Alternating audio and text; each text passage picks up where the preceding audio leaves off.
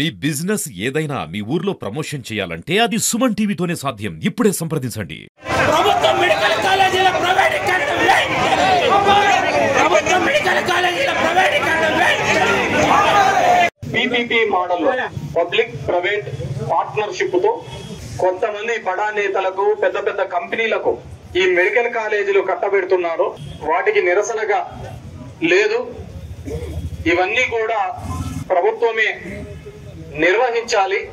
ప్రభుత్వం నిర్వహిస్తేనే నాణ్యమైన విద్య వైద్యం ఆ పేదలకు అందరికీ కూడా అందుబాటులోకి వస్తుంది అనే ఉద్దేశంతో మన పార్టీ వైఎస్ఆర్ కాంగ్రెస్ పార్టీ జగన్మోహన్ రెడ్డి గారు ఏదైతే మొదలు పెట్టారో వాటిని ఈ కూటమి ప్రభుత్వం వచ్చిన తర్వాత తీసివేసే కార్యక్రమం చేసింది.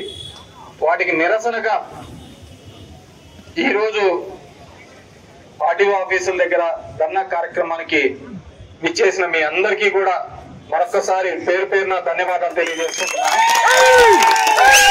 ఇప్పటికే గ్రామ గ్రామాన వార్డులలో కోటి సంతకాల సేకరణ అనే కార్యక్రమం చేస్తున్నాం. ఈ కోటి సంతకాల సేకరణ అంటే ఒక పేపర్ల మీద సంతకాలు చేసి ఫోన్ నెంబర్లు ఇచ్చి మన ఊర్ల పేర్లు చెప్పే కార్యక్రమం కాదు. ఇది ఇక్కడ ఈ రాష్ట్రంలో కోట్లాది మంది ప్రజల యొక్క మనోవేదన, వాళ్ళ యొక్క బాధను వ్యక్తపరుస్తూ చేస్తున్న సంతకంగా భావించవచ్చు. ఎందుకు చెప్తున్నానంటే గతంలో ఒక మెడికల్ కాలేజ్ మన ప్రాంతంలో గవర్నమెంట్ నిర్వహించాలంటే నేను చూసేవాడిని, అనంతపూర్లో చూసేవాడిని. మెడికల్ కౌన్సిల్ ఆఫ్ ఇండియా నుంచి వచ్చేటప్పుడు ఫెసిలిటీస్ లేవని ఎన్నోసార్లు సీట్లు నెంబర్ పెంచకుండా రిజెక్ట్ చేసిన కాలాలు.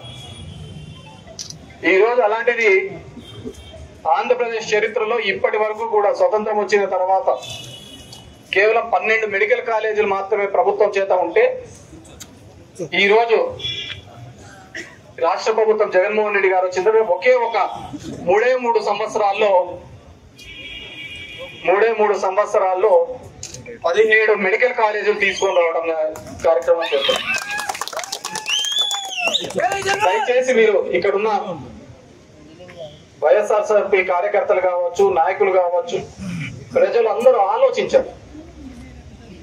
కేవలం మన మీద ఒక నింద వేసి జగన్మోహన్ రెడ్డి ఫ్రీగా ఇచ్చేస్తున్నాడు అని ఒక నింద మోపడం జరిగింది. ఏ ప్రభుత్వమైనా సరే చేయాల్సిన ముఖ్య కార్యక్రమాలు ఏదైనా ఉన్నాయి అంటే ఆ రాష్ట్ర ప్రభుత్వం యొక్క ముఖ్యంగా చేయాల్సింది ఏంటంటే విద్య వైద్యం. ఆ రోజు జగన్మోహన్ రెడ్డి గారి ముందు రాజశేఖర రెడ్డి గారు ఉన్నప్పుడు ఒక డాక్టర్ గా ఆయన ఒక పేరింటి వాడు సంవత్సరం కొన్నా ఖర్చు సంపాదించిన డబ్బులంతా కూడా కేవలం వాళ్ళ కుటుంబంలో ఎవరికో బాలేకపోతే ఆ వైద్యం చేయించడానికే మొత్తం తన సంపాదించిన డబ్బులంతా ఖర్చు పెడుతున్నాడు అనే ఉద్దేశంతో ఆరోగ్యశ్రీ అనే పథకం తీసుకోవడం జరిగింది. ఎన్నో వేల గుండెలు కాపాడిన సందర్భం. ఈరోజు అందరికి ఒక ధైర్యం, మనోధైర్యం. నువ్వు ఏడైనా కింద పడు జోబులో ఒక్క రూపాయి లెక్క లేకపోయినా 108కి ఫోన్ చేస్తారు, అంబులెన్స్ వస్తుంది, హాస్పిటల్ పోతే నీ ఆధార్ కార్డు, ఆరోగ్యశ్రీ కార్డు ఇచ్చేస్తేనే వాళ్ళు ఉచితంగా వైద్యం చేసే కార్యక్రమం. ఇది ఒక నమ్మకం, ఒక ధైర్యం కదా. మనం ఇచ్చేది ఏమి, ప్రజలకు ఇచ్చాల్సిన ఒక నమ్మకం, ధైర్యమే. ఈ ప్రభుత్వం ఉంది, నీకు ఏమి జరిగినా, ఎటువంటి ఇబ్బంది జరిగినా మేము తోడుగా ఉంటామనేది చెప్పేదే ఒక ధైర్యం. అది రాజశేఖర రెడ్డి గారు ఆ రోజు మొదలు పెట్టారు. ఈ రోజుకి అది ఎవరు వచ్చినా, అటు తెలంగాణలో కావచ్చు, ఇటు ఆంధ్రాలో కావచ్చు, ఎవరు వచ్చినా కానీ అది ఆరోగ్యశ్రీ అనే పేరు మీద నడుస్తుంది. దీన్ని చూసి కేంద్ర ప్రభుత్వం కూడా మొదలు పెట్టారు. అంటే మనం చేసే పథకాలు ఏ విధంగా ఉండాలి అనేది. అదేవిధంగా ఫీజు రియంబర్స్మెంట్ కూడా ఎంతో మంది లక్షల పిల్లలు ఉచితంగా చదువుకునే పరిస్థితి. పాస్ అయితే చాలు, ఎంసెట్ ర్యాంక్ వస్తే చాలు, సీట్ ఫ్రీగా వస్తా ఏదో దాంట్లో అని చెప్పేసి ఒక ధైర్యం కల్పించిన నాయకుడు ఎవరైనా ఉన్నారంటే అది కేవలం ఒక్క వైఎస్ రాజశేఖర రెడ్డి గారు. అది ప్రభుత్వం మీద ఉన్న నమ్మకం. ఈ రోజు దానికి 2 అడుగులు ముందుగా వేస్తూ జగన్మోహన్ రెడ్డి గారు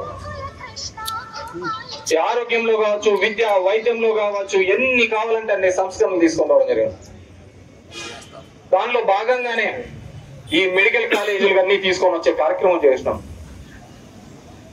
మనకేమంటే నేను ఎందుకు చెప్తున్నాను ఇక్కడ, మన నియోజకవర్గంలో ఎందుకు వివరించాలంటే మన నియోజకవర్గం నుంచే ఈ వైద్య శాఖ మంత్రి కూడా ఉన్నాడు ఇక్కడ.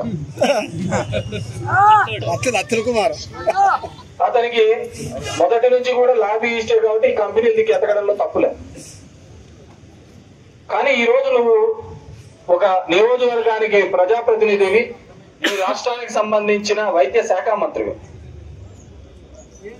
నీ టెన్యూర్ లో నువ్వు చేసిన కాలంలో ఏం చేసావు ఈ నియోజకవర్గానికి, ఈ రాష్ట్రాన్ని అంటే ఉన్న ప్రభుత్వ మెడికల్ కాలేజ్ అన్ని కూడా పీపీపీ మోడ్ లో అన్వేషణమని చెప్పుకునే దౌర్భాగ్యం.